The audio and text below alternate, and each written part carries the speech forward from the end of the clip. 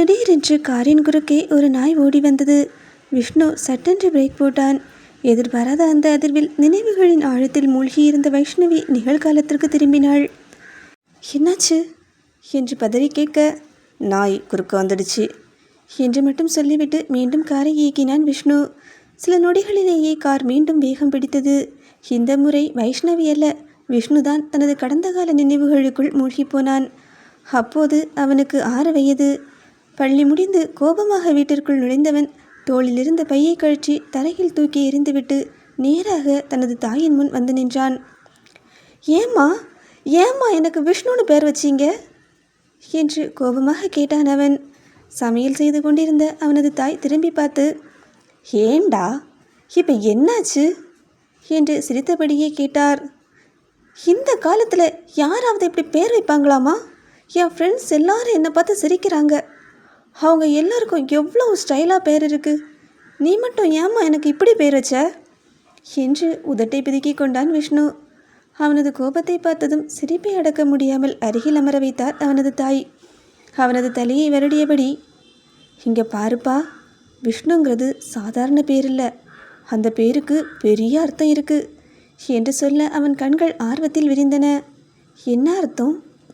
விஷ்ணுன்னா இந்த உலகத்தையே காக்கிறவன்னா சும்மா அமைதியாக இருக்கிறவன் இல்லை, தேவைப்பட்டா அவதாரம் எடுத்து கூட தர்மத்தை காப்பாற்றுறவர், அநியாயம் அதிகமாக நடக்கும்போது அதை தடுக்கிறவர். அதனால தான் அந்த பேரை உனக்கு வச்சேன். 6 வயது சிறுவனுக்கு அந்த விளக்கம் முழுவதும் புரியவில்லை. ஆனால், அம்மா, உலகத்தை காப்பாற்றுறதுன்னா எப்படி என்று அப்பாவியாக கேட்டான். அவரது தாய் மெதுவாக புன்னகைத்தார். யாராவது கஷ்டப்பட்டா நமக்கு என்னென்னு விட்டுட்டு போகக்கூடாது, உதவி செய்யணும். யாராவது தப்பு பண்ணுனா பயப்படாமல் தட்டி கேட்கணும். தப்பு செஞ்சவங்களுக்கு தண்டனை கிடைக்கணும். அது பணக்காரனாக இருந்தாலும் சரி, ஏழையாக இருந்தாலும் சரி, எல்லாருக்கும் சட்டம் ஒன்று தான். தப்புக்கு தண்டனை கிடைக்கணும். அதுதான் உண்மையான நீதி. அதுதான் உலகத்தை காப்பாற்றுறது. அந்த வார்த்தைகள் 6 வயது விஷ்ணுவின் மனதில் ஆழமாக பதிந்துவிட்டன. அன்று முதல் அவனது உலகமே மாறிப்போனது. இதுவரை மாலை நேரங்களில் நண்பர்களோடு ஓடி விளையாடிய அந்த சிறுவன் இப்போது விளையாட்டு மைதானத்திற்கு செல்லாமல் வீட்டின் பின்புறம் இருந்த சிலம்பத்தை எடுத்து பயிற்சி செய்ய தொடங்கினான். யாராவது டேய் விளையாட வாடா என்று அவனை கூப்பிட்டால், நான் உலகத்தை காப்பாற்ற போகிறேன், அதுக்காக நான் இப்போவே பயிற்சி எடுத்துக்கணும், நான் விளையாட வரல என்று மிகவும் சீரியஸாக பதில் சொல்லிவிடுவான் விஷ்ணு. அவனது தாயோ அது ஒரு குழந்தையின் அப்பாவித்தனமான பேச்சு என்று நினைத்து சிரித்துவிட்டு அதை கடந்து விடுவார். ஆனால் அந்த நாளில் அவர் சொன்ன அந்த வார்த்தைகள்தான் ஒரு சாதாரண சிறுவனை பின்னாளில் அநியாயத்தை பார்த்தால் அமைதியாக நிற்க தெரியாத ஆன்டி ஹீரோவாக மாற்றப் போகிறது என்பதை அவரே அப்போது அறிந்திருக்கவில்லை. விஷ்ணுவின் வாழ்க்கை பிறந்தது முதலே செல்வ செழிப்பாகத்தான் இருந்தது. கோயம்புத்தூரில் பல கல்வி நிறுவனங்கள், தொழிற்சாலைகள், விவசாய நிலங்கள் என்று செல்வாக்கோடு வாழ்ந்தவர்தான் விஷ்ணுவின் அப்பா சிவராமன். பணத்திற்கோ அதிகாரத்திற்கோ அவருக்கு ஒருபோதும் குறைவில்லை. ஆனால் அவர் வாழ்க்கையில் எல்லாவற்றையும் விட முக்கியமானது ஒன்று இருந்தது. அதுதான் ஜாதி கௌரவம். பணம் போனால் சம்பாதிக்கலாம், கௌரவம் போனால் திரும்ப வராது என்று அடிக்கடி சொல்லிக்கொண்டே இருப்பார். அந்த கௌரவம் என்ற வார்த்தைக்குள் அவரை பொறுத்தவரை ஜாதியும் குடும்ப பாரம்பரியமும் ஒன்றாகவே இருந்தது. அவரது மனைவி மீனாட்சியோ அதற்கு முற்றிலும் எதிர்மாறானவர். மனிதர்களை மனிதர்களாக மட்டுமே பார்க்க வேண்டும் என்ற எண்ணம் கொண்டவர். யார் வீட்டு பிள்ளையாக இருந்தாலும் வீட்டிற்கு வந்தால் பசிதீர சாப்பாடு போட்டு அனுப்பாமல் விடமாட்டார். ஒரு மாலை நேரம் பள்ளி முடிந்து வந்த விஷ்ணு தெருவில் இருந்த சிறுவர்களுடன் விளையாடி கொண்டிருந்தான். யார் வீட்டு பிள்ளை, எந்த ஜாதி, எந்த மதம் என்று அவனுக்கு தெரியாது. தெரிந்து கொள்ள வேண்டிய அவசியமும் அவனுக்கு தோன்றவில்லை. அந்த நேரத்தில் காரில் வீட்டிற்கு வந்த சிவராமன் தூரத்திலிருந்தே அந்த காட்சியை பார்த்தார். முகத்தில் இருந்த சிரிப்பு சட்டென்று மறைந்தது. வீட்டிற்குள் நுழைந்ததும் உரக்க கத்தினார், ஏய் மீனாட்சி, மீனாட்சி! அவரது குரலில் இருந்த கோபத்தை உணர்ந்த மீனாட்சி சமையலறையிலிருந்து பதறியபடி வெளியே வந்தார். என்னங்க? சிவராமன் வாசலை நோக்கி கையை நீட்டினார். உன் பையனை பாரு, யாரு கூட விளையாடிட்டு இருக்கான்னு பாத்தியா? மீனாட்சி வெளியே எட்டி பார்த்தார். சிறுவர்கள் சிரித்தபடி ஓடி பிடித்து விளையாடி கொண்டிருந்தார்கள். சின்ன பசங்க தானேங்க என்று சாதாரணமாக சொன்னார். அந்த பதில் சிவராமனின் கோபத்தை இன்னும் அதிகப்படுத்தியது. அதுதான் உனக்கு தெரியல. சின்ன வயசுலேருந்தே யார் கூட பழகணும், யார் கூட பழகக்கூடாதுன்னு சொல்லி கொடுக்கணும். அந்த நேரத்தில் வியர்வையில் நனைந்தபடி வீட்டிற்குள் ஓடி வந்தான் விஷ்ணு. இருவரையும் மாறி மாறி பார்த்தவன், என்னம்மா என்று கேட்டான். சிவராமன் அவனை அருகே அழைத்தார். இனிமே அந்த பசங்க கூட விளையாடக்கூடாது. விஷ்ணு புரியாமல் விழிகளை சுருக்கினான். ஏன்பா? நான் சொல்கிறத கேளு, அவ்வளவுதான். சிறுவனுக்கு அந்த பதில் திருப்தியாக இல்லை. நான் என்ன தப்பு பண்ணினேன் என்று மீண்டும் கேட்டான். சிவராமன் ஒரு நொடி அவனை பார்த்துவிட்டு, சொன்னா சொல்கிறத கேளு, எதிர்த்து பேசாத என்று சொல்லிவிட்டு சென்றார். விஷ்ணுவோ எதுவும் பேசாமல் தன் தாயை பார்த்தான். மீனாட்சியோ அவன் தலையை மெதுவாக வருடியபடி அமைதியாக நின்றார். வாரம் முழுவதும் வேலை பழுவில் மூழ்கியிருந்தாலும் ஞாயிற்றுக்கிழமை மட்டும் சிவராமன் வீட்டில் எப்போதும் விருந்தினரின் வருகை இருக்கும். அன்றும் காலையில் வீட்டின் முன்னே ஒரு ஜீப் வந்து நின்றது. அதிலிருந்து இறங்கியவர் முருகேசன். உயரமான உடல்வாகு, முகம் நிறைந்த புன்னகையுடன் இருந்த அவரை தொடர்ந்து அவரது மனைவி லட்சுமி கையில் சில மாதங்களே ஆன குழந்தையுடன் இறங்கினார். அவர்களுக்கு பின்னால் 6 வயது சிறுவன் கதிர் துள்ளி குதித்தபடியே வீட்டை நோக்கி ஓடினான். டே விஷ்ணு, வெளியே வாடா! அந்த குரலை கேட்டதும் வீட்டிற்குள் இருந்த விஷ்ணுவோ செருப்பு கூட போடாமல் ஓடி வந்து கதவை திறந்தான். டே கதிர் என்று கத்திக்கொண்டே இருவரும் ஒருவரை ஒருவர் கட்டி பிடித்து கொண்டார்கள். அதை பார்த்த முருகேசன், இந்த வீட்டில் 2 பேரும் சேர்ந்துட்டா இனி இந்த வீட்டில் உருப்படியாக எதுவும் இருக்காது என்று சொல்ல, அந்த நேரத்தில் சிவராமன், வாடா முருகேசா என்று தோளில் கை போட்டபடி உள்ளே அழைத்து சென்றார். இருவருக்கும் தொழில் மூலமாக ஏற்பட்ட அறிமுகம் சில மாதங்களிலேயே குடும்ப நட்பாக மாறியிருந்தது. முருகேசன் கோயம்புத்தூருக்கு வேலைக்காக வந்தால் அவர் தங்குவது சிவராமன் வீட்டில்தான். சிவராமன் அந்த பக்கம் சென்றால் முருகேசனின் பண்ணை வீட்டிற்கு செல்லாமல் திரும்பியதில்லை. அவர்களின் நட்பை போலவே விஷ்ணுவுக்கும் கதிருக்கும் இடையே பாசம் வளர்ந்திருந்தது. அந்த நாள் முழுவதும் இருவரும் வீட்டை தலைகீழாக மாற்றினார்கள். தோட்டம், மாடி, ஊஞ்சல் என்று எல்லா இடமும் விளையாடி கொண்டே இருந்தார்கள். சிறிது நேரத்தில் கதிர் தன் தாயின் அருகே சென்று தொட்டிலில் படுத்திருந்த தங்கையை மெதுவாக தூக்கி காட்டினான். டே விஷ்ணு, இது என் தங்கச்சி, பேரு காயத்ரி என்று பெருமையாக சொன்னான். விஷ்ணு ஆர்வமாக அருகே வந்து அந்த குட்டி குழந்தையை பார்த்தான். கண்களை மூடிக்கொண்டு தூங்கிக் கொண்டிருந்த காயத்ரியின் சிறு விரலை அவன் மெதுவாக தொட்டான். அந்த சின்ன விரல் சட்டென்று விஷ்ணுவின் விரலை இறுக பிடித்து கொண்டது. ஒரு நொடி அங்கிருந்த அனைவரும் சிரித்தார்கள். பாருங்க, இப்போவே அண்ணனை பிடிச்சிட்டா என்று லட்சுமி சிரித்தபடி சொல்ல, விஷ்ணுவோ அந்த குழந்தையை பார்த்து சிரித்துக்கொண்டே, இனிமே இவ ஏன் தங்கச்சி என்று சொல்லிவிட்டான். அந்த வார்த்தையை கேட்ட கதிர், இல்லை இது ஏன் தங்கச்சி என்று சண்டை போட்டான். 2 சிறுவர்களின் அந்த சண்டையை பார்த்து பெரியவர்கள் அனைவரும் சிரித்தார்கள். அப்போது இந்த 2 குடும்பங்களையும் பிரிக்கக்கூடிய நாள் ஒன்று வரும் என்று அந்த வீட்டில் இருந்த ஒருவர் கூட நினைத்து பார்த்திருக்கவில்லை. முருகேசன் அந்த மாலை நேரத்தில் சிவராமனுடன் வீட்டு தோட்டத்தில் அமர்ந்து பேசிக்கொண்டிருந்தார். சிறிது நேரம் அமைதியாக இருந்தவர் கையில் இருந்த தேநீர் கோப்பையை கீழே வைத்துவிட்டு மெதுவாக பேச ஆரம்பித்தார். சிவராமா, ஒரு முக்கியமான விஷயம் பேசணும். சொல்லுடா என்று சிவராமன் இயல்பாக கேட்டார். நம்ம சொந்த ஊரில் இந்த வீட்டை விட்டுட்டு கோயம்புத்தூருக்கு குடும்பத்தோடு வந்துடலாம்னு முடிவு பண்ணியிருக்கேன். சிவராமன் ஒரு நொடி பார்த்தார். அது நல்ல விஷயந்தானே, இங்கே வந்து அடிக்கடி பார்த்துக்கலாம் என்று சிரித்தார். முருகேசனும் புன்னகைத்தார். அதைத்தான் நானும் நினச்சேன். அதுவும் இல்லாமல் நம்ம வீட்டு பக்கத்தில் எனக்குன்னு ஏற்கனவே இருக்கிற நிலம் இருக்குல்ல, ஆமாம், அது நல்ல இடமாச்சே. அங்கே தான் ஒரு பெரிய மாட்டு பண்ணை அமைக்கணும்னு நினைக்கிறேன். 200 மாடுகளோடு ஆரம்பிக்கலான் இருக்கேன். அதோட பால் பிஸ்னஸையும் நம்ம நேரடியாக பண்ணலாம். நீ என்ன சொல்கிற? சிவராமனும் சற்று யோசித்து விட்டு தலையசைத்தார். ரொம்ப நல்ல ஐடியா. அங்கே தண்ணி வசதியும் இருக்குது, ரோடு வசதியும் இருக்குது. சரியா திட்டம் போட்டு ஆரம்பித்தா நல்லா வரும். முருகேசன் முகத்தில் நிம்மதி தெரிந்தது. உங்ககிட்ட ஒரு வார்த்தை கேட்டால் போதண்டா, எனக்கு பாதி தைரியம் வந்துடும். சிவராமன் சிரித்தபடி அவரது தோளை தட்டினார். தைரியமாக ஆரம்பி, என்னால் முடிஞ்ச உதவி எதுவாக இருந்தாலும் நான் இருக்கேன். அந்த ஒரு வார்த்தை முருகேசனின் கனவுக்கு அடிக்கல் நாட்டியது. மறுநாள் சிவராமனின் அலுவலக அறைக்குள் மெதுவாக நுழைந்தான் தேவேந்திரன். எப்போதும் போல முகத்தில் அமைதியான புன்னகை. என்ன சிவராமன், நான் சொந்தமாக ஒரு காலேஜ் கட்டணும்னு இடம் தேடிட்டு இருக்கேன்னு சொன்னேன்ல என்று பேச்சை தொடங்கினான். சிவராமன் நாற்காலியில் சாய்ந்தபடி அவனை பார்த்தார். ஆமாம், ஞாபகம் இருக்குது.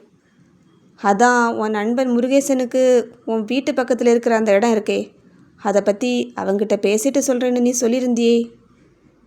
இப்போ கேள்விப்பட்டேன் அவனே அங்கே பெரிய மாட்டு பண்ணை கட்ட போகிறானமே. அப்போ என்னோட கனவு என்று ஏமாற்றம் கலந்த குரலில் கேட்டான். சிவராமன் மெதுவாக சிரித்தார். தேவேந்திரன், அந்த இடம் அவனோட சொந்த இடம். முன்னாடி அவனுக்கு இங்கே வர எண்ணமே இல்லை. அதனால் உனக்காக பேசலான்னு நினச்சேன். ஆனால் இப்போது அவனே குடும்பத்தோட கோயம்புத்தூருக்கு வந்து அங்கே தான் பிஸ்னஸ் ஆரம்பிக்கணும்னு முடிவே பண்ணிட்டான். அப்படி இருக்கும்போது நான் எப்படி அந்த இடத்த உனக்காக கேட்க முடியும்? தேவேந்திரன் உடனே சிரித்து விட்டான். சரி சரி, பரவாயில்ல சிவராமன், அந்த இடம் எல்லா வசதியும் இருக்குன்னு நினச்சேன், அதனால தான் கேட்டேன். இனி வேறு இடம் பார்த்துக்கிறேன். எழுந்து நின்றவனோ, எதுக்கும் உங்ககிட்ட ஒரு வார்த்தை கேட்டு பார்க்கலான்னு தான் வந்தேன், அதனால் எனக்கு எந்த வருத்தமும் இல்லை என்றான். அவன் வெளியே நடக்க தொடங்கிய போது சிவராமன் பின்னால் இருந்து அழைத்தார். தேவா. தேவேந்திரன் திரும்பி பார்த்தான். நீ வேணும்னா முருகேசன் கிட்ட நேரடியாக அவருக்கா பேசிப்பார், ஆனால் இந்த விஷயத்தில் என்னால் எந்த முடிவும் எடுக்க முடியாது.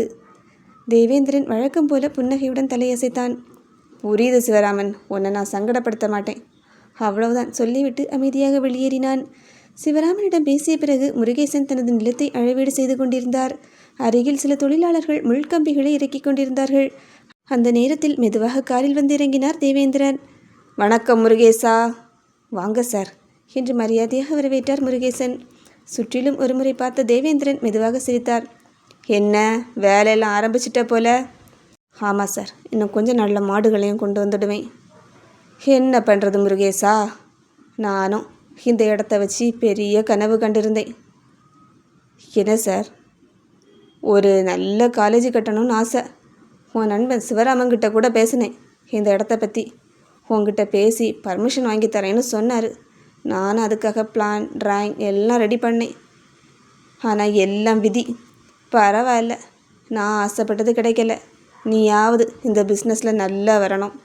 அவ்வளவுதான். அதற்கு மேல் ஒரு வார்த்தை கூட பேசாமல் காரில் ஏறி சென்று விட்டார். ஆனால் அவர் சொல்லிவிட்டு சென்ற அந்த சில வார்த்தைகள் முருகேசனின் மனதில் புயலை எழுப்பிவிட்டன.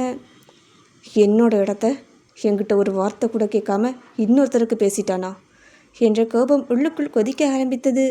அன்றைய மாலையே நேராக சிவராமன் வீட்டிற்கு சென்றார். வாசலில் நின்றபடியே சிவராமா என்று அழைத்தார். வெளியே வந்த சிவராமன் நண்பனின் முகத்தில் இருந்த கோபத்தை பார்த்து அதிர்ந்தார். என்னடா, என்னோட நிலத்தை என்கிட்ட ஒரு வார்த்தை கூட கேட்காம தேவேந்திரனுக்கு தரேன்னு நீ வாக்கு கொடுத்தியா? சிவராமனோ புரியாமல் பார்த்தார். என்ன பேசுகிற? நடிக்காத சிவராமா, அவனே வந்து சொன்னான், உங்ககிட்ட பேசி முடிச்சிட்டேன், பர்மிஷன் வாங்கி தரேன்னு சொன்னாருன்னு. அந்த வார்த்தை சிவராமனின் முகத்தையும் மாற்றிவிட்டது. டேய், நான் எப்படி அப்படி சொல்ல முடியும்? முன்னாடி நீ கோயம்புத்தூருக்கு வரமாட்டேன்னு இருந்தப்ப ஒரு பேச்சுக்கு கேட்டு பார்க்குறேன்னு தான் சொன்னேன். அப்படியா? அப்போ அவன் ஏன் அப்படி சொல்கிறான்? அது அவங்கிட்ட போய் கேளு, என்கிட்ட ஏன் வந்து சண்டை போடுற?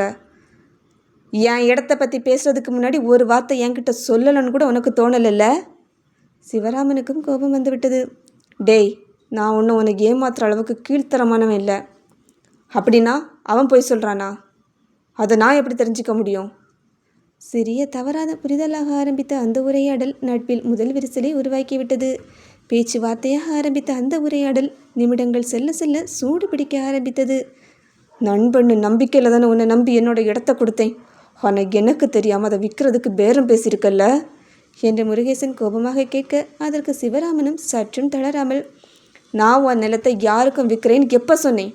என்னை புரிஞ்சிக்காம பேசாத என்று குரலை உயர்த்தினார். வார்த்தைகள் ஒன்றன் பின் ஒன்றாக மோதின. கோபம் தலைக்கேறிய முருகேசன் சிவராமனின் சட்டையை பிடித்தார்.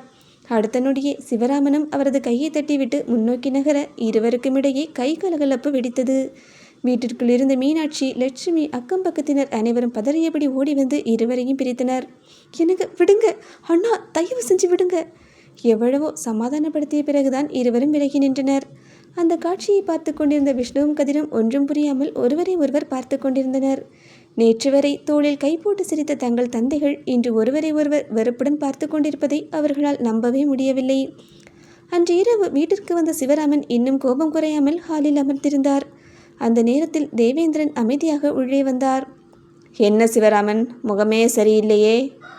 சிவராமன் நடந்ததை ஒன்று விடாமல் சொல்லி முடித்தார். அனைத்தையும் அமைதியாக கேட்ட தேவேந்திரன் சிறிது நேரம் தலையை குனிந்து நின்றான். பிறகு மெதுவாக, இல்லையே சிவராமன், நான் அப்படியெல்லாம் முருகேசன்கிட்ட சொல்லவே இல்லையே. சிவராமன் அமைதியாக அவனை பார்த்தார். எனக்கு காலேஜ் கட்டணும்னு ஆசைன்னு உன்கிட்ட சொன்னதா அவங்கிட்ட சொன்னது உண்மைதான். ஆனால் நிலத்தை பற்றி நான் ஒரு வார்த்தை கூட பேசலையே. ஒருவேளை நான் சொன்னதை தப்பாக புரிஞ்சுக்கிட்டானோ என்னவோ, எனக்கே தெரியல என்று வருத்தமாக சொன்னார் அவர். அவர் பேசிய ஒவ்வொரு வார்த்தையிலும் இருந்த அமைதியும் முகத்தில் தெரிந்த அப்பாவித்தனமும் சிவராமனின் மனதில் இருந்த சந்தேகத்தை முழுவதும் கலைத்துவிட்டது. விடு தேவா, உன்னை பற்றி எனக்கு நல்லா தெரியும் என்று அவன் தோளை தட்டினார் சிவராமன். அந்த நொடியிலேயே பல வருட நட்பை விட தன் நண்பன் முருகேசனை விட தேவேந்திரன் தான் சிவராமன் அதிகமாக நம்பினார். அதற்கு ஒரே காரணம், தேவேந்திரன் அவரது ஜாதிக்காரர். சிவராமனின் மனதில் நம்ம ஜாதிக்காரன் நம்மை ஏமாற்ற மாட்டான் என்ற நம்பிக்கை நட்பை விட பெரிதாக வேரூன்றியிருந்தது. நடந்த பிரச்சனையை நினைத்து முருகேசன் கோபமாக வீட்டில் அங்குமிங்கும் நடந்து கொண்டிருக்க வாசலில் மெதுவாக ஒரு சைக்கிள் வந்து நின்றது. அதிலிருந்து இறங்கியவர் 40 வயதை கடந்தவர். வெள்ளை நிற சட்டை, பழுப்பு நிற வேட்டி, தோளில் பழைய தோல்பை, மூக்கின் நுனியில் சற்று கீழே இறங்கிய கண்ணாடி, நெற்றியில் சிறிதளவு திருநீரு, முகத்தில் எப்போதும் சிரிப்பை போல தோன்றும் அமைதி. வாசலில் நின்றபடியே வணக்கம் என்று மெதுவாக குரல் கொடுத்தார். முருகேசன் வெளியே வந்து வணக்கம், நீங்க என்று மரியாதையாக கேட்டார். அவர் சிரித்தபடி கைகளை இணைத்தார். என் பேரு நாராயணன், இங்கே இருக்கிற அரசு பள்ளிக்கூடத்தில் வாத்தியாராக வேலை பார்க்குறேன். நடந்த விஷயம் கேள்விப்பட்டேன், அதான் ஒரு வார்த்தை பேசிட்டு போலான்னு வந்தேன். முருகேசனோ அவரை உள்ளே அழைத்து அமர வைத்தார். நாராயணன் ஒரு பெருமூச்சு விட்டார். பரவாயில்லப்பா, நீ கவலைப்படாத. என்னதான் நட்பாக இருந்தாலும் உறவாக இருந்தாலும் தூரத்தில் இருக்கிற வரைக்கும் தான் மரியாதை. பக்கத்தில் குடியிருந்தா இப்படித்தான், சின்ன சின்ன விஷயம் கூட பெரிய சண்டையாக மாறிடும். இங்கே வந்த முத நாளே அடிச்சுக்கிட்டீங்கன்னு கேள்விப்பட்டேன். மனசுக்கு ரொம்ப கஷ்டமாக இருந்துச்சு. முருகேசன் சிரித்தார். என்ன பண்ணுறது சார், நான் கொஞ்சமாக எதிர்பார்க்கல. நாராயணனும் மெதுவாக தலையசைத்தார். பொண்ணு மட்டும் நல்ல ஞாபகம் வச்சுக்கோ, சிவராமன் நல்ல நண்பனாக இருக்கலாம், ஆனால் அவருக்கு ஜாதி மேலே இருக்கிற பற்று நட்பை விட பெருசு. அவரை பற்றி இந்த ஊரில் தெரியாதவங்க யாரும் இல்லை. ஜாதிக்காரனா உயிரையும் கொடுப்பார், ஆனால் நண்பனை விட ஜாதிக்காரனுக்கு தான் முக்கியத்துவம் கொடுப்பார். நீ வேணா பாரு, எப்படியாவது அந்த நிலத்தை வாங்கி அந்த தேவேந்திரனுக்கு கொடுக்கத்தான் முயற்சி பண்ணுவார். அவரது குரலில் குற்றம் சாட்டும் துணியில்லை, வாழ்க்கை அனுபவம் பேசுவது போலத்தான் இருந்தது. எழுந்து நின்ற நாராயணனோ, இங்கே பாருப்பா, நான் சொல்ல வேண்டியதை சொல்லிட்டேன், பார்த்து பக்குவமாக நடந்துக்கோ என்று கூறிவிட்டு மெதுவாக வெளியேறினார்.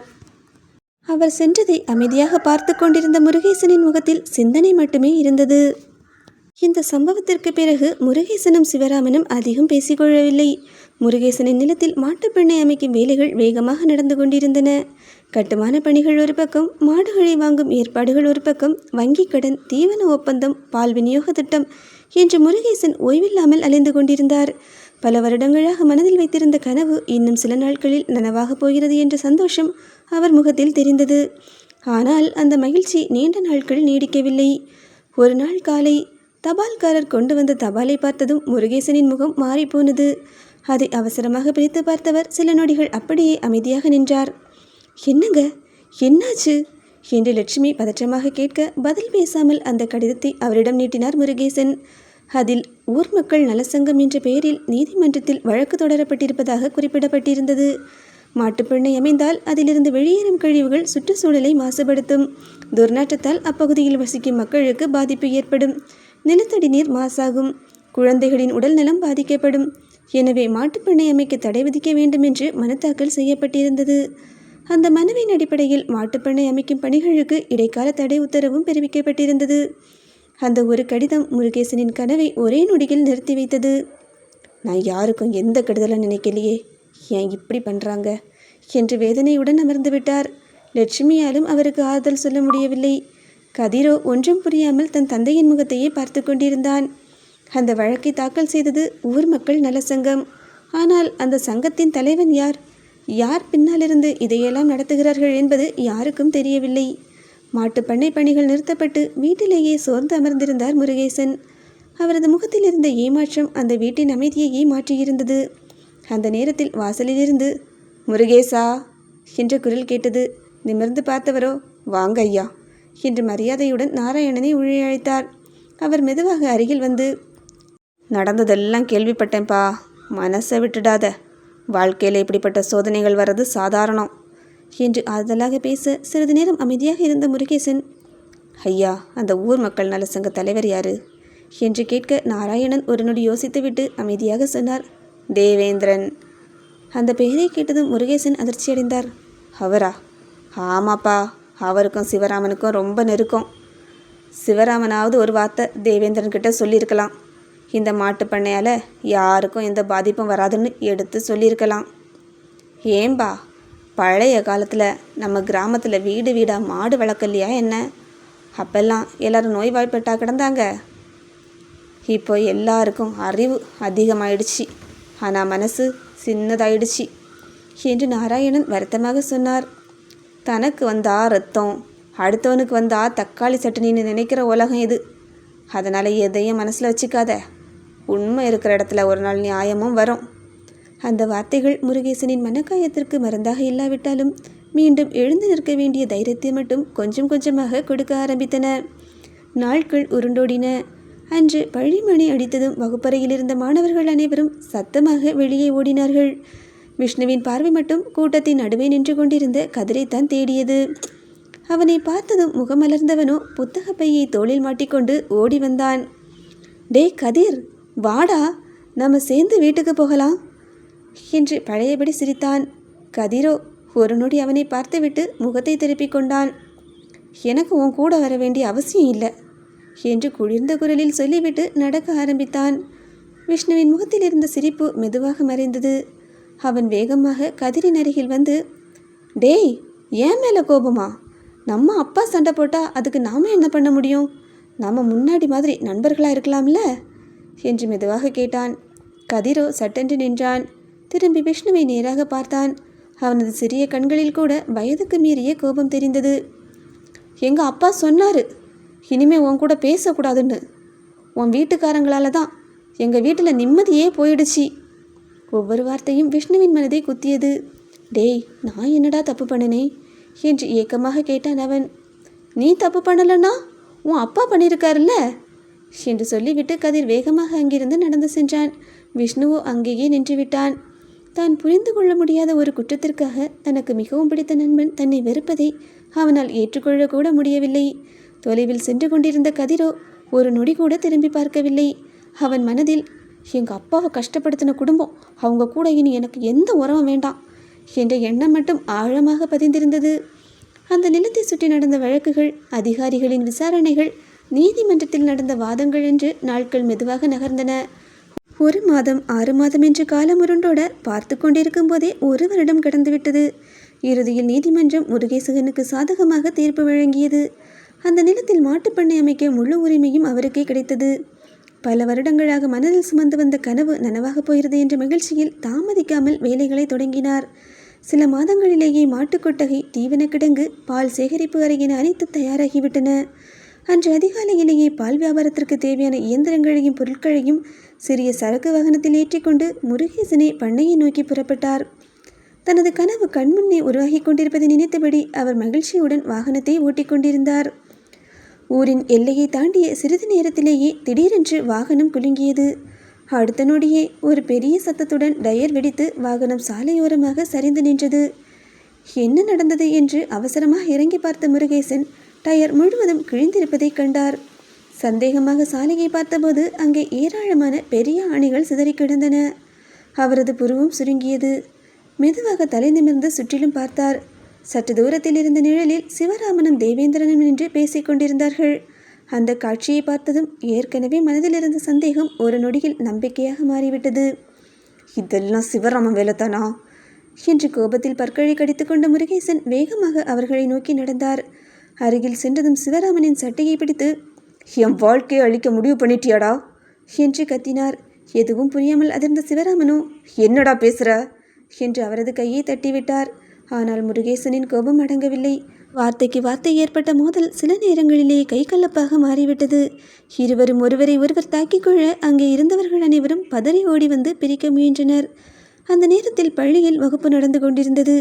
மூச்சு வாங்கியபடி ஓடி வந்த ஒரு கிராமத்து மனிதர் வகுப்பாசிரியரிடம் ஏதோ சொல்ல உடனே கதிரை வெளியே அழைத்தார்கள். கதிர், சீக்கிரம் வீட்டுக்கு போடா, உங்க அப்பாவும் சிவராமனை அடிச்சுக்கிட்டு பெரிய பிரச்சனை நடக்குது என்றார் அவர். அந்த நேரத்தில் மற்றொரு ஆசிரியர் விஷ்ணுவையும் வெளியே அழைத்து, விஷ்ணு, உன் அப்பாவுக்கும் முருகேசனுக்கும் சண்டை, சீக்கிரம் வீட்டுக்கு போ என்று கூறினார். ஒரு நொடி இருவரும் ஒருவரை ஒருவர் பார்த்து கொண்டனர். அந்த பார்வையில் பயமும் குழப்பமும் மட்டுமே இருந்தது. அடுத்த நொடியே பள்ளி பைகளை அப்படியே தூக்கி கொண்டு தங்கள் வீடுகளை நோக்கி ஓடத் தொடங்கினர். ஊர் மக்கள் ஒன்று சேர்ந்து இருவரையும் பிரித்த பிறகுதான் அந்த சண்டை ஓரளவிற்கு அடங்கியது. சிவராமனின் நெற்றியில் பலமாக அடிபட்டிருந்தது. காயம் ஆழமாக இருந்ததால் இரத்தம் வழிந்து முகம் முழுவதும் பரவியிருந்தது. அருகில் இருந்தவர்கள் அவசர அவசரமாக துணியால் அழுத்தி இரத்தத்தை நிறுத்த முயன்றனர். மறுபுறமோ முருகேசனின் கைகளில் பல இடங்களில் கீறல்கள் ஏற்பட்டிருந்தன. சட்டை முழுவதும் மண்ணும் தூசியும் படிந்திருந்தது. இருந்தாலும் அவர் பார்வை முழுவதும் சிவராமன் மீதே கோபமாக பதிந்திருந்தது. அந்த நேரத்தில் அங்கே ஓடி வந்த விஷ்ணுவோ தன் தந்தையின் முகத்தில் வழிந்த இரத்தத்தை பார்த்ததும் திகைத்து போனான். அப்பா என்று அலறியபடி அவரை கட்டி பிடித்தான். சிவராமனின் நெற்றியிலிருந்து இரத்தம் சொட்டி கொண்டிருப்பதை பார்த்த சிறுவனின் கண்களில் கண்ணீர் பெருக்கெடுத்தது. யாருப்பா யாருப்பா இப்படி பண்ணது என்று அழுதபடி கேட்டான். அங்கே நின்றிருந்தவர்கள் யாரும் பதில் சொல்லவில்லை. ஆனால் விஷ்ணுவின் பார்வை நேராக முருகேசனை நோக்கி சென்றது. அடுத்த நொடியே, நீங்க தானே எங்கள் அப்பாவை ஏன் அடிச்சிங்க என்று அழுகையோடு கத்தினான். அங்கு இருந்த அனைவரும் அதிர்ச்சியுடன் அவனை பார்த்தனர். கண்ணீரை துடைத்து கொண்டே முருகேசனை விரல் நீட்டி காட்டிய விஷ்ணு, நீங்கள் எங்கள் அப்பாவை அடிச்சிட்டீங்கல்ல, நானும் ஒரு நாள் உங்களை அடிக்காமல் விடமாட்டேன் என்று ஆத்திரத்தில் சொல்லிவிட்டு கண்ணீரை துடைத்து கொண்டான். அந்த வார்த்தைகள் கோபத்தில் ஒரு சிறுவன் உணர்ச்சி வசப்பட்டு சொன்ன வார்த்தைகள். ஆனால் அந்த வார்த்தைகள்தான் பின்னாளில் அனைவரின் வாழ்க்கையையும் தலைகீழாக மாற்றப்போகும் மிகப்பெரிய தவறாக மாறியது. அன்று இரவு ஊரே அமைதியில் மூழ்கியிருந்தது. சிவராமனின் வீட்டின் வாசலில் மூச்சு வாங்கியபடி ஒருவர் ஓடி வந்து, ஐயா, முருகேசனோட மாட்டு பண்ண தீப்பிடிச்சி எரியுது என்று அலறினார். அந்த ஒரு வார்த்தையை கேட்டதும் வீட்டில் இருந்த அனைவரும் அதிர்ச்சியில் எழுந்து நின்றனர். சிவராமன் வேகமாக வெளியே ஓட அவரை பின்தொடர்ந்து விஷ்ணுவும் எதையும் யோசிக்காமல் ஓட ஆரம்பித்தான். விஷ்ணுவின் மனதில் அப்போது ஓடியது ஒன்றே ஒன்றுதான். கதிருக்கு எதுவும் ஆகிவிடக்கூடாது, அவனையும் அவன் தங்கச்சியையும் காப்பாற்றணும் என்ற பதற்றம் மட்டுமே அவனை முன்னோக்கி ஓட வைத்தது. காலையில் நடந்த சண்டை அவன் மனதில் இருந்தாலும் நண்பனின் உயிர்தான் அவனுக்கு முக்கியமாக தோன்றியது. மாட்டுப்பண்ணையை நெருங்கியவுடன் அவன் கண்முன் தெரிந்த காட்சி அவன் இதயத்தையே உறைய வைத்தது. மொத்த கொட்டகையும் தீக்கடலாக எரிந்து கொண்டிருந்தது. உள்ளே சிக்கிக்கொண்ட மாடுகள் கதறிய சத்தம் இரவின் அமைதியை கிழித்து கொண்டிருந்தது. நெருப்பு வானத்தை நோக்கி சீறிப்பாய சுற்றிலும் மக்கள் அலறியபடி தண்ணீர் ஊற்றி தீயை அணைக்க போராடி கொண்டிருந்தனர். அந்த காட்சியை பார்த்த விஷ்ணு ஒரு நொடி உள்ளே ஓட முயன்றான். ஆனால் முகத்தில் அடித்த நெருப்பின் வெப்பமும் கண்களை எரிய வைத்த புகையும் காதை கிழிக்கும் மாடுகளின் கதறலும் அவனை அப்படியே பயத்தில் உறைய வைத்தன. 7 வயது சிறுவனுக்கு அந்த அளவிற்கு கொழுந்துவிட்டு எரியும் தீயிலிருந்து எப்படி ஒருவரை காப்பாற்றுவது என்று தெரியவில்லை. அவனது கால்கள் நடுங்கின, கண்களில் கண்ணீர் பெருகியது. அடுத்த நொடியே பயத்தில் திரும்பி அங்கிருந்து ஓட ஆரம்பித்தான். அதே நேரத்தில் வீட்டிலிருந்து ஓடி வந்த கதிர் தீ வெளிச்சத்தில் எதிரே ஓடி செல்லும் விஷ்ணுவின் உருவத்தை தெளிவாக பார்த்தான். அந்த ஒரு காட்சி அவன் மனதில் மின்னல் போல பதிந்தது. அதே நேரத்தில் காலையில் விஷ்ணு கோபத்தில் சொன்ன வார்த்தைகள் மீண்டும் அவன் காதில் ஒலித்தன. எங்கள் அப்பாவை அடிச்சிட்டீங்கல்ல, நானும் ஒரு நாள் உங்களை அடிக்காமல் விட மாட்டேன் என்ற வார்த்தைகள் நினைவிற்கு வந்தது. தீயில் எரிந்து கொண்டிருந்த மாட்டுப்பெண்ணை அங்கிருந்து பயந்து ஓடி சென்ற விஷ்ணு. இந்த 2 காட்சிகளும் ஒன்றாக அவன் மனதில் இணைந்து விட்டன. ஒரு சிறுவனின் கோப வார்த்தையை அவன் பழிவாங்க மிரட்டலாக நம்பினான். அவனால் அப்பாவை அடிக்க முடியாதனால அவன் எங்கள் மாட்டு பண்ணைக்கே தீ வச்சிட்டான் என்ற முடிவுக்கு அந்த நொடியிலேயே வந்துவிட்டான். அந்த தவறான நம்பிக்கையே அவர்களின் வாழ்க்கையை என்றென்று மாற்றப் போகிறது என்று அப்போது அந்த 2 சிறுவர்களுக்கும் தெரியவில்லை. அன்று இரவு நடந்த அந்த கொடூர சம்பவம் பல உயிர்களை மட்டுமல்ல, பலரின் வாழ்க்கையையும் தலைகீழாக புரட்டி போட்டது. மறுநாள் காலையில் விஷ்ணு கதிரை பார்க்க வேண்டும் என்ற ஆவலுடன் வீட்டை விட்டு ஓடினான். நேற்று இரவு என்ன நடந்தது என்று கேட்க வேண்டும், நண்பன் நலமாக இருக்கிறானா என்று தெரிந்து கொள்ள வேண்டும் என்ற எண்ணம் மட்டும் அவன் மனதில் இருந்தது. ஆனால் முருகேசனின் வீடு பூட்டி கிடந்தது. மாட்டு பண்ணை இருந்த இடம் கருகிய சாம்பலாக மாறியிருந்தது. கதிரும் இல்லை, சிறுமி காயத்திரியும் இல்லை, அவர்களது தாயும் இல்லை. ஊரில் கேட்டவர்களுக்கும் சரியாக எதுவும் தெரியவில்லை. சிவராமனும் பல இடங்களில் ஆட்களை அனுப்பி தேடினார். அருகில் இருந்த ஊர்கள், உறவினர்கள், வீடுகள், தெரிந்த இடங்களென்று எங்கெல்லாமோ விசாரித்தார். ஆனால் முருகேசனின் குடும்பம் எங்கு சென்றது என்பது யாருக்கும் தெரியவில்லை. அதே நேரத்தில் தலைமறைவாக வாழ்ந்து கொண்டிருந்த முருகேசனின் குடும்பத்தை நாராயணன் மட்டுமே பாதுகாப்பாக வேறொரு இடத்திற்கு அழைத்து சென்றிருந்தார். சில நாட்களுக்கு பிறகு நாராயணன் மூலமாக ஒரு செய்தி மட்டும் அவர்களிடம் வந்து சேர்ந்தது. சிவராம உங்களை தேடிட்டு இருக்கார், எப்படியாவது கண்டுபிடிக்கணும்னு ஆளுங்களை அனுப்பியிருக்கார். இதே பேரில் இதே அடையாளத்தோடு நீங்கள் வாழ முடியாது. சிவராமன் பணமும் செல்வாக்கும் உள்ளவன். ஒரு நாள் இல்லைன்னா ஒரு நாள் உங்களை கண்டுபிடிச்சிடுவான் என்று எச்சரித்தார். அந்த முடிவிற்கு பிறகு கதிர் என்ற பெயர் அசோக் ஆனது, காயத்ரி என்ற பெயர் கங்கா ஆனது. அவர்களது பழைய முகவரிகள், பள்ளி பதிவுகள், அடையாளங்கள், தெரிந்த உறவுகள் எல்லாமே மெதுவாக அழிக்கப்பட்டன. பிறந்த மண்ணையும் பிழைக்க வந்த ஊரையும் நினைவுகளையும் அப்படியே பின்னால் விட்டுவிட்டு புதிய பெயர்களோடு புதிய அடையாளங்களோடு யாருக்கும் தெரியாமல் அந்த மாவட்டத்தையே விட்டு மறைந்தார்கள் அவர்கள். அந்த நாளோடு கதிர் என்ற சிறுவன் உலகத்திற்கு இறந்துவிட்டான். அசோக் என்ற புதிய மனிதன் பிறந்தான். நாட்கள் உருண்டோடின. வீட்டில் எவ்வளவு இயல்பாக நடந்து கொள்ள முயன்றாலும் முருகேசனின் குடும்பத்தை நினைத்தாலே சிவராமனுக்கும் அவரது மனைவிக்கும் மனம் கனத்து போய்விடும். என்னோட நண்பனுக்கு இப்படி ஒரு நிலைமை வரணும்னு நான் ஒரு நாளும் நினைக்கல. ஏதோ ஒரு வகையில் இதுக்கு நானும் காரணமாயிட்டேன் என்று சிவராமன் அடிக்கடி வருத்தத்தோடு கூறுவார். அவரது மனைவியோ, எப்படியாவது கதிரையும் காயத்ரியும் கண்டுபிடிக்கணும், அவங்க வாழ்க்கைக்கு நம்மளால் முடிஞ்ச உதவியெல்லாம் செய்யணும் என்று கண்கலங்குவார். ஒரு நாள் மாலை விஷ்ணுவை அருகில் அழைத்து கொண்டவரோ, விஷ்ணு, நீ வளர்ந்து என்னவாகணும்னு ஆசைப்படுற என்று மெதுவாக கேட்டார். சிறுவனோ கண்களில் ஒளி மின்ன, நான் பெரிய போலீஸாக வருவேம்மா, தப்பு செய்கிறவங்கள தட்டி கேட்பேன், யாருக்கும் அநியாயம் நடக்கவே விடமாட்டேன் என்று உற்சாகமாக சொன்னான். அவனது தலையை வருடியவரோ, அம்மாவுக்காக ஒரு விஷயம் செய்வியாடா என்று கேட்க, செய்வேம்மா என்று யோசிக்காமலேயே பதில் சொன்னான் விஷ்ணு. உனக்குன்னு ஒரு தங்கச்சி இருக்கா, காயத்ரி. அவளை நீ கண்டுபிடிக்கணும். உங்கள் அப்பா தப்பு செய்யலைன்னு நீ நிரூபிக்கணும். கதிரை கண்டுபிடிச்சி எல்லா உண்மையும் அவனுக்கு புரிய வைக்கணும். உன்னால் எவ்வளோ சீக்கிரம் முடியுமோ அவ்வளோ சீக்கிரம் இதை செய்யணும். உன் தங்கச்சி காயத்ரிக்கு நீ ஒரு நல்ல அண்ணனாக இருக்கணும். அம்மாவுக்கு சத்தியம் பண்ணி கொடுப்பியா என்று கண்களில் நீருடன் கேட்டார். அந்த பிஞ்சு கரங்களை தனது தாயின் கரங்களுக்குள் வைத்து கொண்ட விஷ்ணுவோ அந்த கண்ணீரின் அர்த்தம் கூட முழுமையாக புரியாமல், சத்தியம் அம்மா, நான் செய்கிறேன் என்று உறுதியாக கூறினான். அந்த ஒரு சத்தியமே அவனது வாழ்க்கையின் லட்சியமாக மாறியது. அதே நேரத்தில் மறுபுறம் கதிரின் வாழ்க்கையிலும் இன்னொரு சத்தியம் பிறந்து கொண்டிருந்தது. தீக்காயங்களுடன் படுத்திருந்த காயத்ரியை பார்த்தபடியே கணவனை இழந்த வேதனையில் உடைந்து போயிருந்த அவனது தாய் கதிரை அருகில் அழைத்தார். இந்த நிலைமைக்கு காரணமாக இருந்தவங்களோட சந்தோஷம் மொத்தமாக அழியணும். நீ வளர்ந்து பெரியவனானதும் அந்த விஷ்ணுவை தேடி கண்டுபிடிக்கணும், பழி வாங்கணும்.